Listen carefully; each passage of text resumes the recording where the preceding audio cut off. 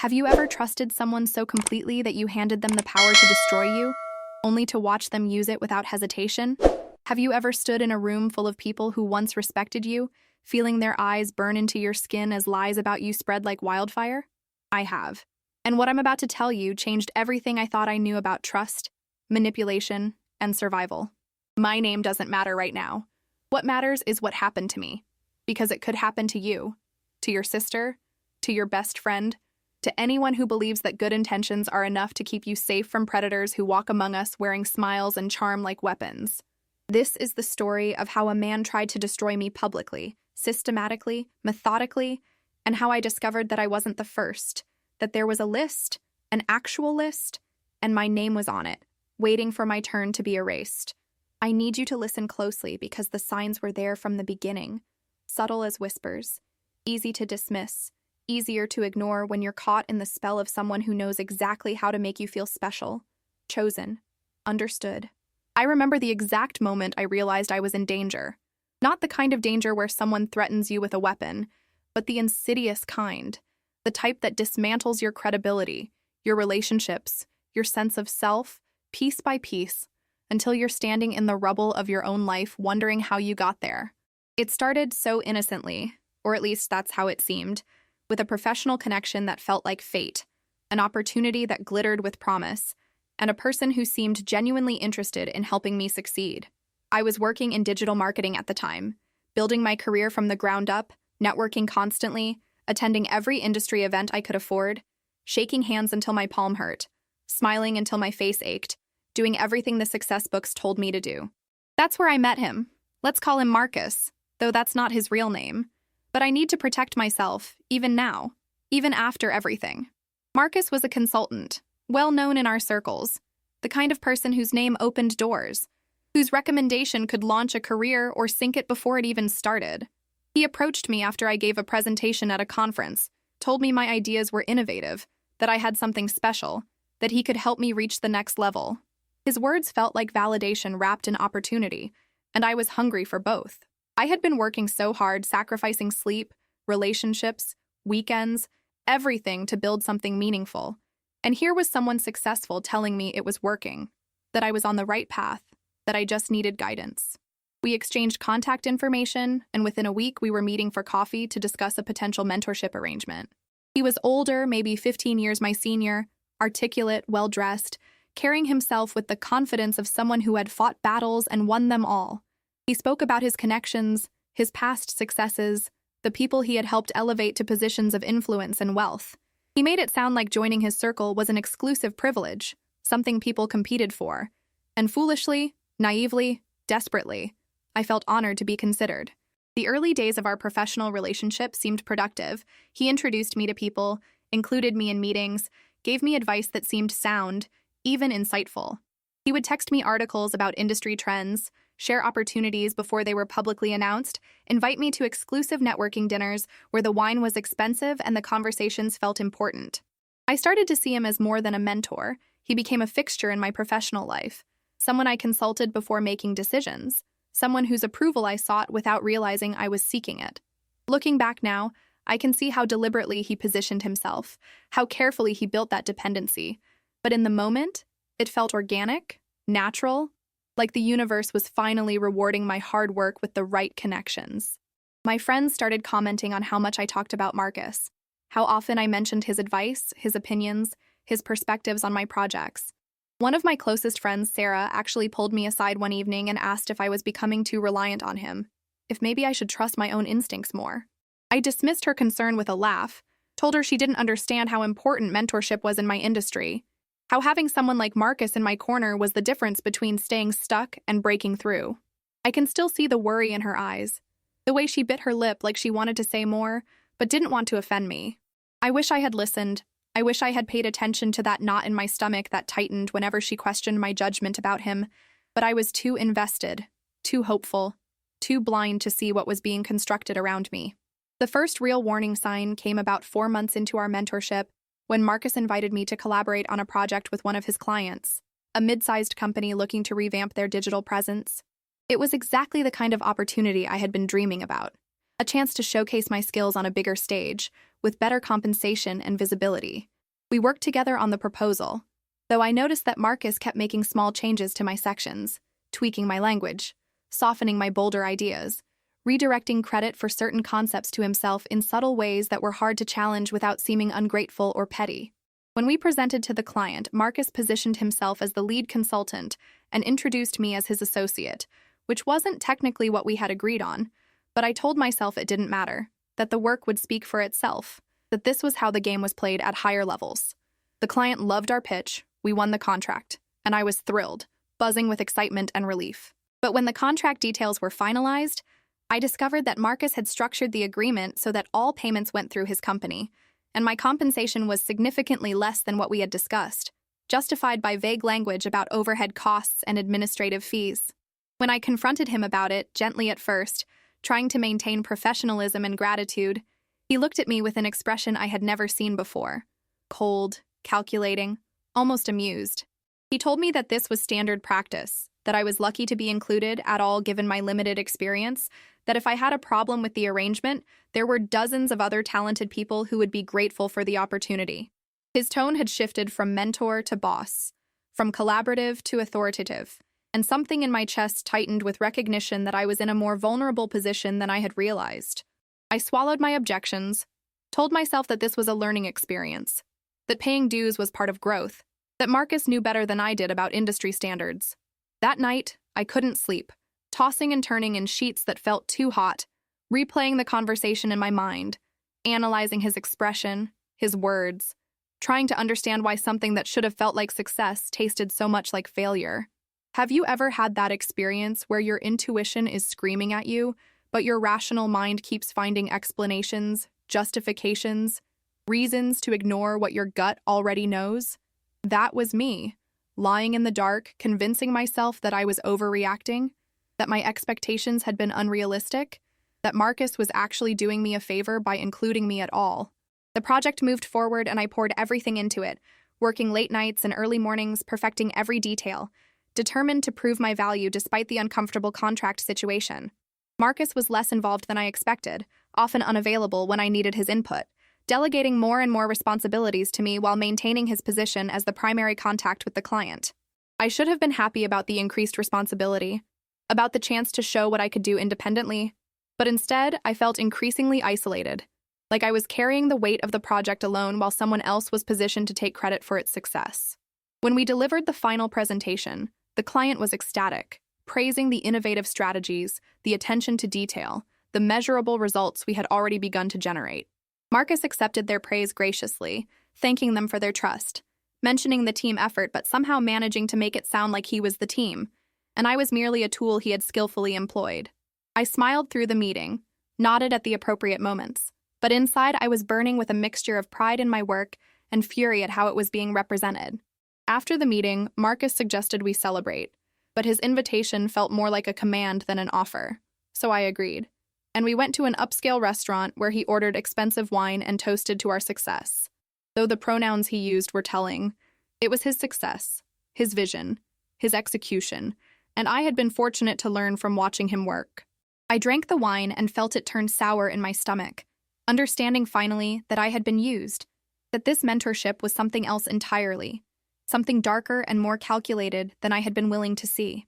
Over the next few weeks, I started pulling back, taking longer to respond to Marcus's messages, being less available for impromptu meetings, trying to create distance without explicitly ending our professional relationship because I was still naive enough to think I could extract myself gracefully, maintain the connections he had helped me build, and move forward with my career intact.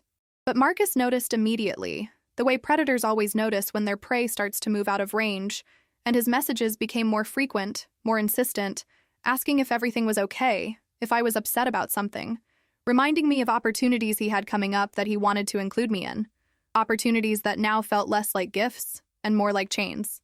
I made the mistake of being honest or partially honest, telling him that I needed to focus on building my own client base, that I was grateful for everything he had taught me but felt ready to take on projects independently. His response came in the form of a phone call, not a text, and his voice had that same cold quality I had heard before, but sharper now, more threatening beneath the surface politeness. He told me that he was disappointed, that he had invested significant time and resources in my development, that walking away now would be seen by others in the industry as unprofessional, disloyal even, and that reputations were fragile things that could be destroyed by careless decisions. The threat was implicit but unmistakable, and I felt my throat close with fear and anger in equal measure, understanding that I wasn't in a mentorship, I was in a trap, and the person holding it was now making clear what would happen if I tried to escape.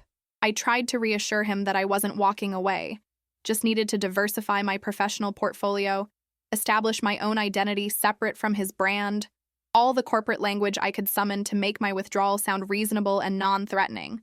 But Marcus wasn't buying it. His silence on the other end of the phone was heavy with calculation, and when he finally spoke, his voice was smooth again, almost friendly, but I could hear the steel underneath. He told me he understood. That perhaps he had been too demanding of my time, that we could transition to a more flexible arrangement, but that he hoped I would remember who had helped me when opportunities came his way that needed someone with my skills, the implication being that refusing him in the future would have consequences. I agreed to whatever he was proposing, just wanting the conversation to end, wanting to hang up and breathe and figure out what the hell I had gotten myself into and how to get out without destroying everything I had worked for, because that's what he had successfully done. He had made me believe that my professional survival depended on maintaining his goodwill, that the network I thought I had built was actually his network, and he could close doors as easily as he had opened them. The following weeks were strange, a sort of cold war where we maintained the appearance of professional cordiality, while both knowing that something fundamental had shifted. Marcus would still send me occasional messages, links to articles or brief comments about industry news, keeping the connection alive but not demanding my time or attention the way he had before. And I responded politely but minimally, trying to figure out my next move, trying to build my own connections and opportunities. That didn't run through him, trying to create a safety net before I cut the rope that was both holding me up and hanging me. Then I met Jennifer, completely by chance at a different networking event. We struck up a conversation about a speaker's presentation, discovered we had similar perspectives on certain industry challenges, exchanged cards, and agreed to meet for coffee. Just two professionals connecting over shared interests. Nothing heavy or dramatic, just a pleasant conversation that ended with plans to stay in touch. But when we met for that coffee a week later, something strange happened. After about 20 minutes of casual conversation, Jennifer suddenly leaned forward with this intense expression and asked me if I knew someone named Marcus. She used his last name, his full professional name, and the way she said it, careful and loaded, made my stomach drop, because I just knew that whatever she was about to tell me was going to change everything. I confirmed that yes, I knew him, that he had been mentoring me professionally, and I watched Jennifer's face shift through several emotions: concern, anger, resignation, and something that looked like relief.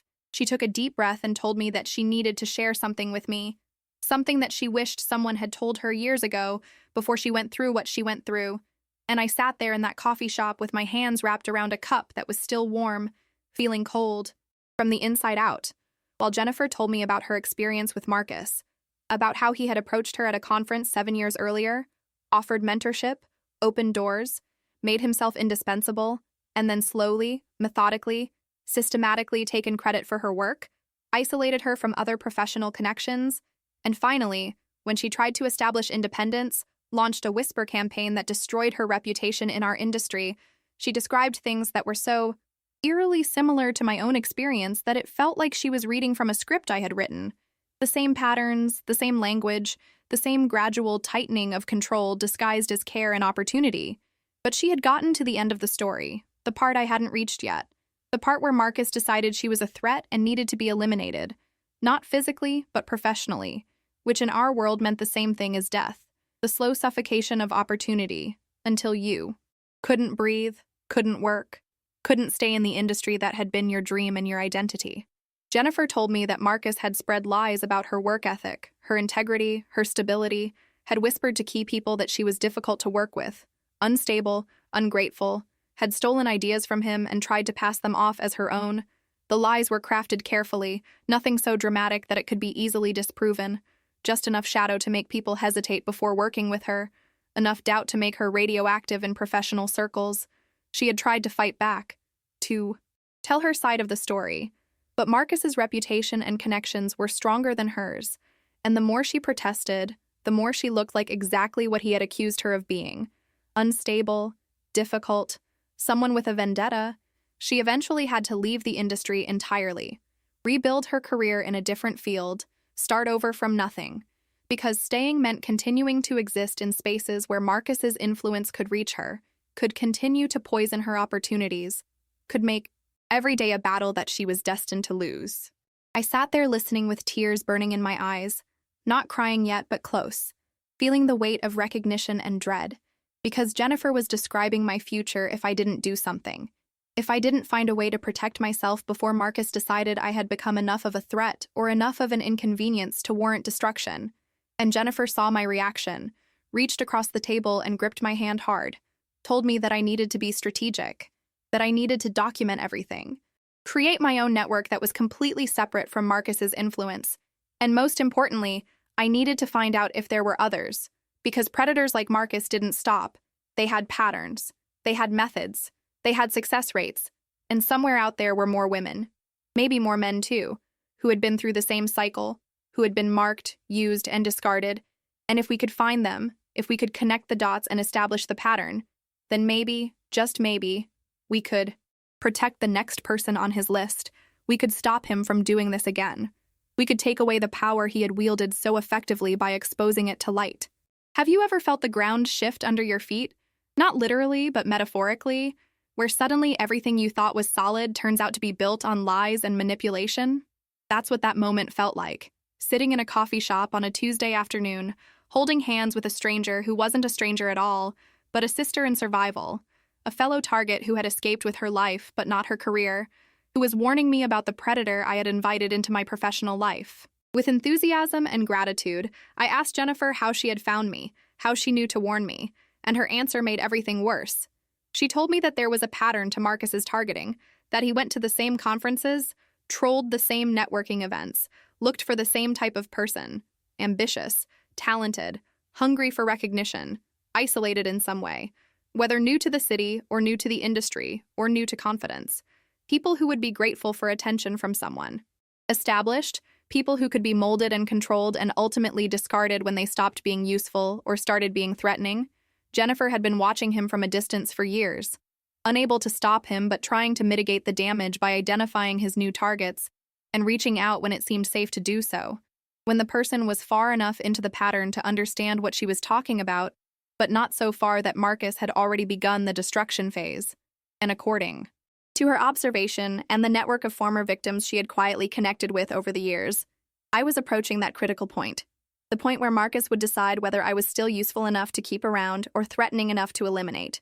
Jennifer told me about 3 other women she knew of personally, women who had gone through similar experiences with Marcus, each with slight variations, but the same core pattern of seduction, control, exploitation, and disposal. One had been driven out of the industry entirely like Jennifer. Another had moved to a different city to escape his influence. A third had stayed but had essentially destroyed her own reputation by publicly accusing Marcus of misconduct without enough proof or allies to make the accusation stick, which only served to validate his whisper campaign about her being unstable and vindictive. Jennifer had been trying to gather evidence to build a case, but Marcus was careful. He never left obvious trails, never put damaging things in writing, operated through implication and association, and the kind of social manipulation that was impossible to prove in court, or even in the court of public opinion. He was smart, patient, and apparently had been doing this for years, maybe decades, using people as stepping stones and crushing them when they tried to step off the path he had designed for them. And now I was one of those people, standing at the edge of the same cliff all the others had fallen or jumped from, and I had to decide what I was going to do about it. Whether I would run and hide and hope he forgot about me, whether I would try to fight back and risk being destroyed in the process, or whether there was some third option that none of the others had found, some way to protect myself and stop him, and maybe even help the next person, who would inevitably catch his attention at the next conference, the next networking event, the next opportunity for him to play mentor and savior while actually being predator and destroyer.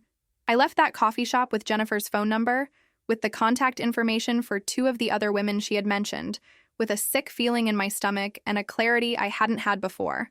I wasn't crazy, I wasn't ungrateful, I wasn't imagining the wrongness of my situation. I was in danger, real danger.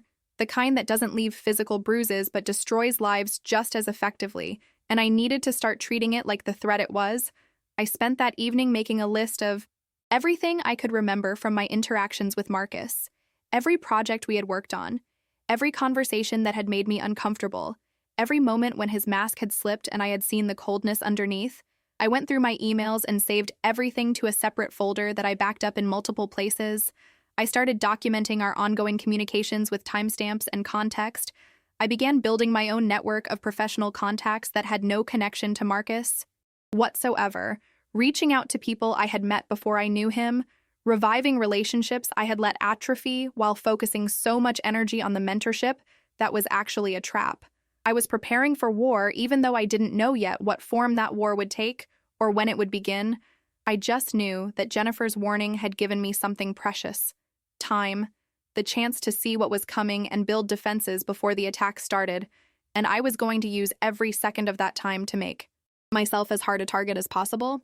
For a few weeks, things seemed almost normal. Marcus and I maintained our distant but polite professional relationship. I continued to build my independent client base and network, and I started to wonder if maybe I was overreacting, if maybe Marcus would just let me drift away without incident, if maybe I would be the exception to the pattern Jennifer had described. But deep down, I knew better. Predators don't just stop hunting. They don't just let prey escape, especially prey that knows what they are and what they've done. And Marcus was too smart not to recognize that something had shifted in me, that the gratitude and deference I had shown before had been replaced with wariness and strategic distance. He was just waiting, watching, deciding on his moment and his method. And I was waiting too, trying to be ready for whatever came next, trying to build my fortress before the siege began. And then it happened, not with a whisper or a warning, but with an explosion that left me reeling and fighting for my professional life. It started with an email that appeared in my inbox on a Thursday morning, not from Marcus, but from someone I had met through him months earlier, a relatively influential figure in our industry who ran a popular podcast and blog.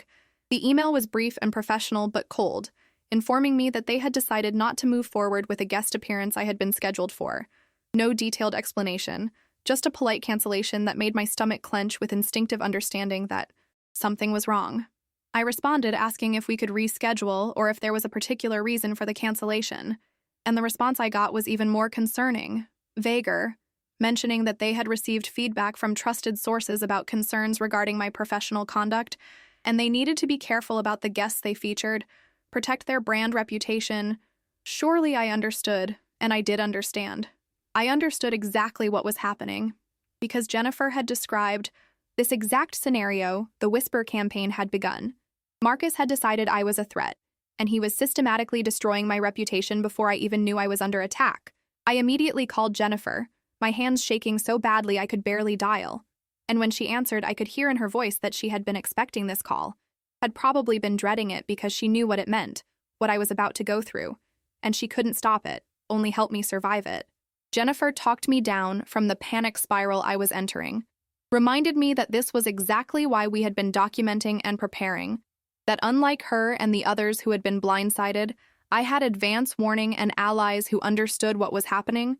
She told me to start reaching out to every professional contact I had that was independent of Marcus, to tell them proactively that I was being targeted by a smear campaign, to control the narrative before Marcus's version became the accepted truth. She also gave me the contact information for a woman named Patricia, who had been documenting Marcus's pattern for years, trying to build enough evidence to take him down. Patricia was a lawyer, ironically one of Marcus's former targets who had survived and pivoted, and she had been collecting stories and evidence in preparation for the day when enough victims came forward to make a case that couldn't be ignored. Jennifer had already contacted Patricia about me, and Patricia was expecting my call, ready to add my story to the growing file of Marcus's predatory behavior, ready to help me fight back in ways that the others hadn't been able to, because they had been isolated and alone. But I wasn't alone. I had a network of survivors who understood exactly what I was facing and were willing to stand with me, and that made all the difference. I called Patricia that same day, spent 3 hours on the phone with her going through every detail of my relationship with Marcus, every red flag, every moment of discomfort, every exploitation, every subtle threat. Patricia recorded everything with my permission, took meticulous notes, asked questions I hadn't thought to consider about timeline and witnesses and documentary evidence. She told me that Marcus's pattern was clear and consistent, that he had been doing this for at least 15 years that she could document, probably longer, that there were likely dozens of victims who had never come forward because they didn't know others existed, because they thought they were the only ones, because Marcus had made them believe that their destruction was their own fault, that they had failed or betrayed him, rather than understanding they had been set up to fail from the beginning. Patricia explained that Marcus was what she called an institutional predator, someone who operated within the rules well enough to avoid obvious detection, but who weaponized those same rules and social structures against his targets. He used reputation and whisper networks and the basic human tendency to believe established figures over newcomers, and he was very, very good at it, had refined his methods over years of practice, had learned from each victim what worked and what didn't, had become more sophisticated and more careful and more deadly in his effectiveness, but he had also become arrogant, confident that he was untouchable, that his position and connections protected him, and that arrogance might finally be his weakness, the opening we needed to fight back. Patricia told me that in the next few days and weeks, I should expect more cancellations, more cold shoulders from people who had previously been warm, more opportunities that suddenly dried up without explanation. Marcus would be methodically contacting people in my network and in the broader industry, telling his version of the story, poisoning wells before I even knew they were contaminated. But she said I had to resist the urge to panic, to publicly defend myself in ways that would make me look defensive and unstable. Instead, I needed to be strategic, to quietly document every instance of professional sabotage, to continue building my independent network, to be impeccable in my work and behavior so that when people eventually heard both sides of the story, my actions would speak louder than his words. It was a long game, a patient strategy that required me to endure pain and damage in the short term for the possibility of victory in the long term, and I had to decide right then if I was willing to pay that price, if I was willing to fight back knowing it might make things worse before they got better, or if I wanted to do what most of Marcus's victims had done, which was disappear, rebuild somewhere else, let him win because fighting seemed too costly and too painful and too likely to fail. I made my decision in that moment, sitting in my apartment with my phone pressed to my ear and tears streaming down my face. I told Patricia I was in. I would fight, I would document, I would be patient and strategic, and I would stand with the other victims to stop Marcus from doing this to anyone else. I was done being prey, done being a name on his list of people he had used and destroyed. I was going to fight back even if it cost me everything I had built, because at least then I would be choosing my own destruction rather than having it inflicted on me. At least then I would be fighting for something rather than running from it. And Patricia's response was simple and powerful. She said good, because they needed someone who was still in the thick of it, who was being actively targeted and could document it in real time. Someone brave enough to be the test case that might finally expose Marcus for what he was. And she promised that whatever happened, I wouldn't face it alone, that there was a whole network of survivors who would support me, who would validate my experience when I started to doubt myself, who would remind me why I was fighting when the cost felt too high. The prediction Patricia made came true with horrifying accuracy. Over the next 2 weeks, I watched my professional life start to crumble. A contract I had been negotiating fell through with vague explanations about budget concerns. A speaking opportunity I had been confirmed for was suddenly filled by someone else. People who had been responding to my emails within hours started taking days or not responding at all. I could feel the change in how I was perceived, the subtle shift from rising star to cautious investment to potential liability. And the worst part was not being able to openly fight back, not being able to stand in the middle of a conference and shout the truth about what Marcus was doing. I had to smile and pretend everything was fine while watching my reputation being dismantled, had to maintain professionalism while being professionally assassinated, had to document my own destruction as evidence for a future confrontation that might never come, and it was excruciating. There were nights when I lay in bed staring at the ceiling, wondering if I had made the right choice, if fighting back was worth this pain, if maybe the others had been smart to just disappear and start over. But then I would think about Jennifer's face across that coffee shop table, about the other women whose stories Patricia had told me, about whoever would be next on Marcus's list if I didn't stop him, and I would remember why I was enduring this, why the short-term pain might lead to long-term protection for others, why my fight was bigger than just my own career and reputation. Then came the day that changed everything, the day Marcus made his first and only real mistake. I received a message from someone I had never heard of, a woman named Rebecca who worked at a company that Marcus had consulted for years ago. Rebecca told me that she had heard through mutual connections that I was having professional difficulties, and that Marcus's name had come up in connection to those difficulties, and she wanted to share something with me that she had been sitting on for years. Unsure what to do with it, Rebecca explained that she had worked as an executive assistant at her company during Marcus's consultancy, that she had been responsible for managing his communications and scheduling, and that in the course of that work, she had seen things that disturbed her, emails and documents that revealed a pattern of manipulation and exploitation, conversations she had overheard that made her uncomfortable, but she had been young and uncertain and afraid of losing her job if she spoke up against someone as influential as Marcus, so she had stayed quiet. But she had also kept copies of everything, a private archive of documents that proved Marcus's predatory behavior in ways that his victims had never been able to prove because he had been so careful around them, but he hadn't been careful around Rebecca, hadn't seen an assistant as a threat or a witness, had conducted his manipulations openly in ways that she had documented without him knowing. Rebecca told me that she had wanted to come forward years ago but didn't know how, didn't know if anyone would believe her or care, didn't know if the documents would matter without victims willing to testify. But now that she knew there were multiple victims, now that she understood this was a pattern and not isolated incidents, now that she heard I was being actively targeted and might be willing to fight back, she wanted to help, wanted to give me the evidence that could finally expose Marcus for what he was. And I could barely breathe as she told me this, barely process what she was offering, because this was the smoking gun that Patricia had said we needed. The documentary evidence that would corroborate the victims' stories and prove that Marcus's behavior was deliberate, systematic, predatory. This was the piece that could change everything. I immediately connected Rebecca with Patricia, and over the next week, the three of us, along with Jennifer and two other victims, began building the case that would become Marcus's reckoning. Rebecca's documents showed Marcus discussing his investments in various professionals, calculating how much he could extract from each one before they became problematic, strategizing about how to isolate them from other potential mentors, planning whisper campaigns against those who tried to establish independence. The language was cold and calculating and absolutely damning, showing clear intent and premeditation rather than misunderstandings or personality conflicts. Patricia reviewed everything with the careful eye of someone who had been preparing for this moment for years. She said we finally had enough victims, enough evidence, enough corroboration to go public in a way that would be taken seriously.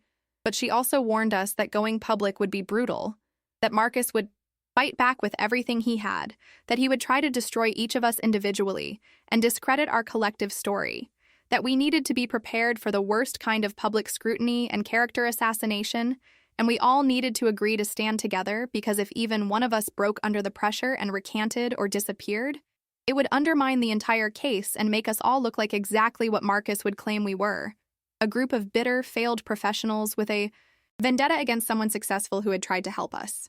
We had a conference call, all 5 victims plus Rebecca and Patricia, and we went around sharing our stories, finding the common threads, validating each other's experiences, creating a unified narrative that was stronger than any individual story would have been, and then we made the decision together to go public, to write a detailed account of Marcus's predatory pattern, to attach the documentary evidence Rebecca had provided, and to publish it in a way that couldn't be ignored or dismissed. We decided to reach out to a journalist who specialized in industry misconduct, someone with credibility and reach, someone who could investigate independently and add legitimacy to our claims. Patricia knew someone perfect, a woman named Amanda, who had built her career exposing institutional predators and who had the reputation and platform to make our story matter. We sent Amanda everything, the individual accounts, the documented pattern, Rebecca's evidence, Patricia's legal analysis, and we waited, knowing that this was the point of no return, that once Amanda published, Marcus would know exactly who was behind his exposure, and he would come after all of us with everything he had. But we would be together, we would be public, and we would have the truth on our side even if he had power and connections on his. Amanda worked quickly and thoroughly, interviewing each of us separately, verifying facts, reaching out to other sources to corroborate details, building a story that was airtight and devastating. She also reached out to Marcus for comment, which was standard journalistic practice, but which also meant giving him warning about what was coming, and his response was exactly what we expected: a categorical denial, threats of legal action for defamation, accusations that we were a group of disgruntled former associates conspiring to destroy him out of professional jealousy, and character attacks against each of us designed to preemptively discredit our stories. Amanda included all of this in her article, letting Marcus's response speak for itself, revealing the same patterns of manipulation and victim blaming that we had experienced privately. And when the article was finally published, it exploded across our industry like a bomb. Suddenly, everyone was talking about Marcus, about the accusations, about the evidence, about whether they had seen signs themselves or had heard rumors over the years, and the response was divided. Some people immediately believed and supported us, sharing their own experiences or suspicions, offering solidarity and validation, but others defended Marcus, accused us of coordinating a takedown of a successful man, questioned our motives and timing, dissected our personal and professional histories looking for reasons to doubt us, and the eyes saw. Backlash was as brutal as Patricia had warned. Every mistake I had ever made, every vulnerability I had ever shown, every moment of doubt or weakness was dragged into public view and used as evidence that I was unstable, vindictive, a failed professional blaming her failures on someone who had tried to help her. And I had to endure it all while maintaining my composure and continuing to tell the truth even when lies would have been easier and safer. But something shifted in the days following the article's publication. More people came forward, individuals who had experienced similar patterns with Marcus but had never reported them, people who had witnessed his behavior but hadn't known how to intervene. Even some of Marcus's former allies who privately admitted they had suspected something was wrong but had looked the other way because confronting it would have been professionally costly.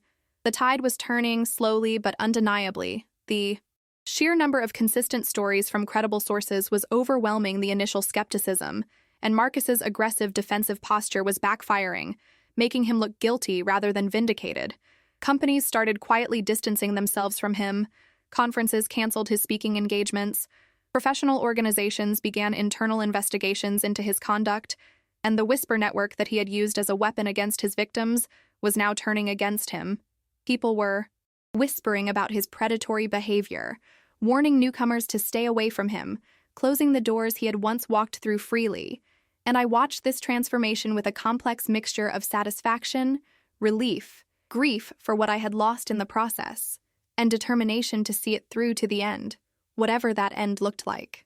Marcus tried one last desperate move, a public statement attempting to reclaim his narrative, admitting to some mistakes in professional judgment while maintaining that his actions had been misunderstood and mischaracterized, that he had genuinely tried to help people who were now attacking him, that this was a coordinated campaign by individuals who couldn't accept responsibility for their own professional struggles.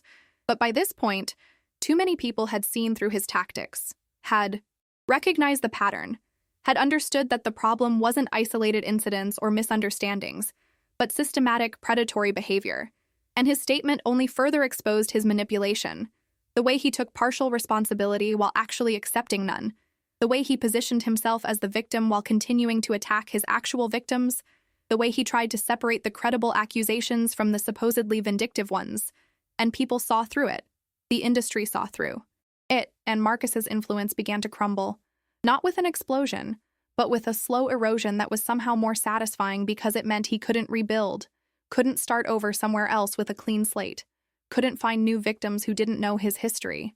The professional costs of fighting back were significant. I lost opportunities I had been working toward for years. I spent months rebuilding my reputation, not as the rising star I had been before Marcus, but as the survivor, who had been brave or stupid enough to fight back, depending on who you asked. Some relationships never recovered. Some people never stopped seeing me as someone complicated and controversial rather than simply competent. And there were moments when I wondered if the price had been worth it, if winning had actually been winning when it cost so much.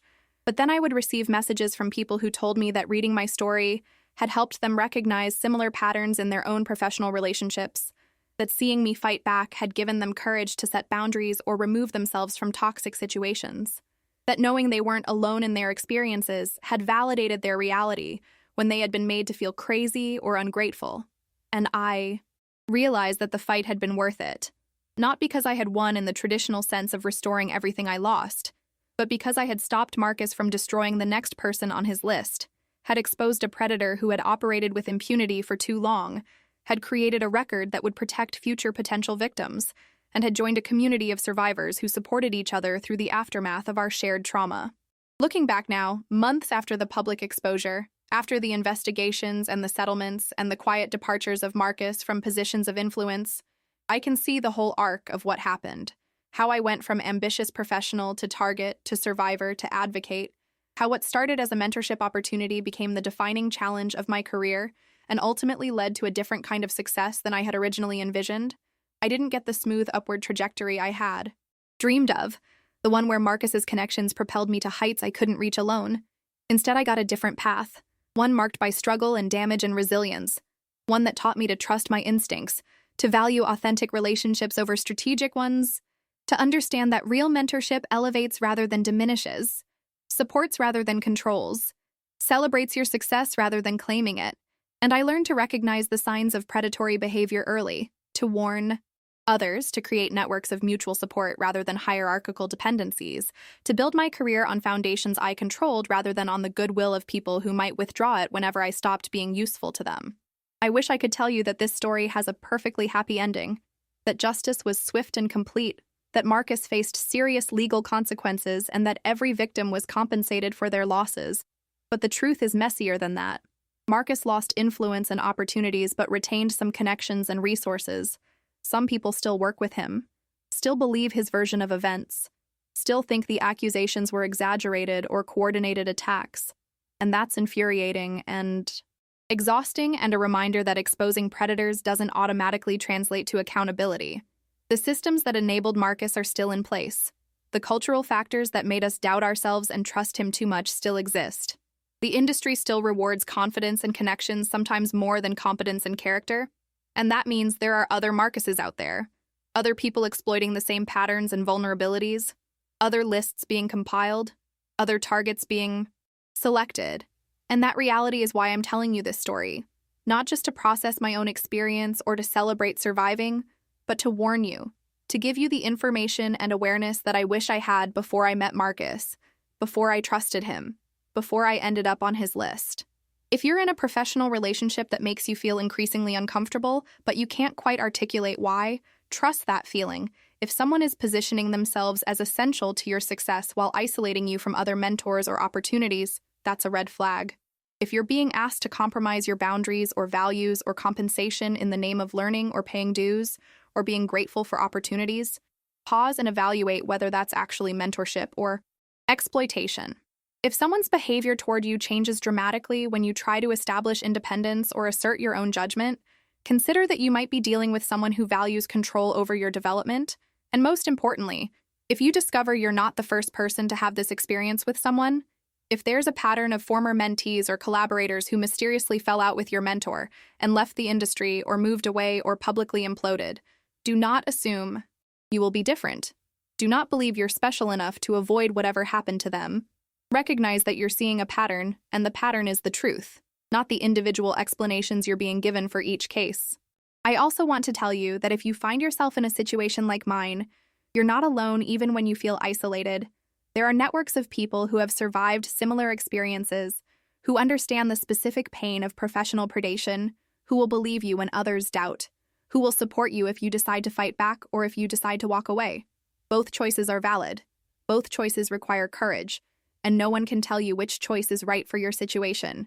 You have to assess your own resources and resilience and decide what you can handle and what you're willing to risk. But whatever you decide, document everything. Trust your instincts. Build your own network separate from the predator's influence. And remember that their behavior is not a reflection of your worth or judgment. Predators are skilled at manipulation. That's how they succeed for so long. And falling into their trap doesn't make you naive or stupid. It makes you human. Someone who wanted to believe in opportunity and mentorship, and the goodness of people who presented themselves as helpers. And there's nothing wrong with wanting those things. The problem is with people who exploit that wanting for their own benefit. I'm still rebuilding, still figuring out what my career looks like on the other side of this experience, still working through the emotional aftermath of betrayal and public scrutiny, and the complicated grief of losing the future I had envisioned while gaining a different kind of strength and purpose. Some days I'm angry at Marcus for what he did to me and the others, angry at the people who enabled him or looked the other way, angry at myself for not seeing it sooner or fighting back earlier. And other days I'm just grateful to have survived, grateful for the people who stood with me, grateful for the chance to help prevent the same thing from happening to someone else, grateful that my name is still attached to my story and my work, rather than being another cautionary tale that Marcus tells about professionals who couldn't handle his high standards or who betrayed his generosity, which is how he would have positioned my destruction if we hadn't fought back, if we hadn't exposed the I pattern, if we hadn't taken our power back from someone who had stolen it so skillfully that we didn't even realize it was gone until we tried to use it and found it missing. This story doesn't end with me. It continues with every person who reads this and recognizes something in their own experience. Every person who warns a friend or colleague about similar patterns. Every person who creates spaces and systems that make it harder for predators to operate with impunity. Every person who believes survivors and supports them in fighting back or healing or both. We're all part of a larger story about how professional communities protect or prey on their vulnerable members, about how power gets abused and how abuse gets hidden, about how silence protects predators and truth protects potential victims. And each of us gets to decide what role we play in that larger story, whether we're going to be bystanders who look away, enablers who make excuses, victims who suffer in silence, or survivors who speak truth and demand better from the systems and people around us. So let me ask you directly, because this is important and I need you to really hear this. Have you ever been in a professional relationship that made you doubt your own judgment, that made you feel simultaneously grateful and uncomfortable, that left you wondering if you were being helped or used? Have you ever had that instinct that something was wrong but talked yourself out of trusting it because the person involved was respected or successful or seemed to have your best interests at heart? Have you ever watched someone else get chewed up and spit out by a system or a person and thought, that won't be me, I'm different, I'm smarter, I'll see it coming, only to find yourself in a similar situation months or years later? Comment below and let me know, because I want to hear your stories. I want to know that this conversation is reaching people who need it, who can learn from my experience and maybe avoid some of the pain I went through, or who are currently in similar situations and need to know they're not alone, that their instincts are valid, that help and support exist even when everything feels isolating and hopeless. If this story resonated with you, if it helped you understand something about your own experience or someone else's, if it gave you language for feelings you couldn't articulate or validation for instincts you've been doubting, please hit that like button, because it tells me that sharing my painful story was worth it, that vulnerability and honesty matter, that we can create change by refusing to stay silent about the things that harm us. And I need to know that this reached you, that it mattered, that the cost of fighting back had purpose beyond just my own survival. And your like is a small action that makes a big difference in amplifying this message and reaching others who need to hear it. And if you want to stay connected to this conversation, if you want to hear more stories like mine, if you're interested in learning how to recognize and resist professional predation, exploitation, and manipulation, please subscribe to I Lived to Tell, because I'm committed to creating content that empowers people to protect themselves and others, that shines light on patterns of harm that thrive in darkness, that builds community among survivors and advocates, and your subscription supports. That mission tells me that this content matters and helps ensure that the algorithm shows these important stories to more people who need them. Don't forget to hit the notification bell so you never miss when I post new content, because these are conversations we need to keep having, patterns we need to keep exposing, until professional predators can no longer operate with the impunity and confidence that Marcus had for so many years. Thank you for listening to my story, for witnessing my truth, for being part of the community that makes it possible for survivors to speak without being destroyed for speaking. And remember that if you're in a difficult situation right now, if you're questioning whether something is mentorship or manipulation, if you're wondering whether you should trust your instincts or give someone the benefit of the doubt, trust yourself first, protect yourself always, and know that whatever happens, you're stronger than you think, braver than you feel, and you deserve relationships that elevate rather than diminish you, support rather than control you, celebrate your success rather than claiming it as their own.